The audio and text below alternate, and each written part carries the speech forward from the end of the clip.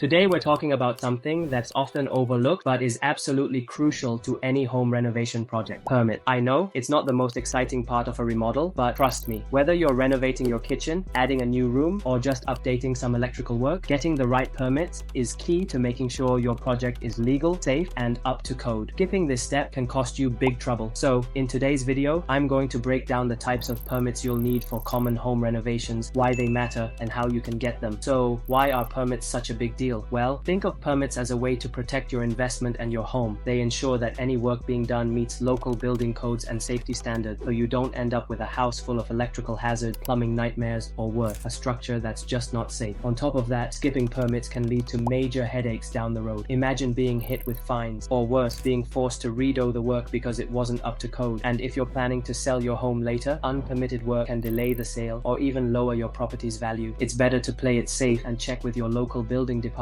before starting your project. Now, let's talk about the different permits you might need depending on the type of renovation you're planning. First up, we've got the building permit. This is the one you'll need for any big structural work, like adding a room, remodeling your kitchen, or even building an ADU. Basically, if you're changing the layout or structure of your home, you're going to need a building permit. Next is the electrical permit. Anytime you're dealing with wiring, whether it's installing new light, upgrading your breaker box, or adding a few outlets, this one's a must. Electrical work can be dangerous if it's not done properly, so getting this permit means the work will be inspected for safety. If you're messing with your plumbing system, maybe you're remodeling a bathroom or adding a new one, you'll need a plumbing permit. This ensures everything is installed properly so you don't end up with leaks, water damage, or contamination issues down the line. And finally, if you're upgrading or installing new heating, ventilation, or air conditioning systems, you'll need an HVAC permit. This makes sure your system works efficiently and keeps your home comfortable year-round. Now you might be wondering, do I need a permit for everything? Luckily, the answer is no. For smaller cosmetic updates like painting, replacing flooring, or even changing out cabinets, you typically won't need one. These types of projects don't mess with the structure or systems of your home. Okay, so you know you need a permit, but how do you actually get one? It's not as complicated as you might think. Start by submitting your plans to your local building department. These plans should cover any structural changes,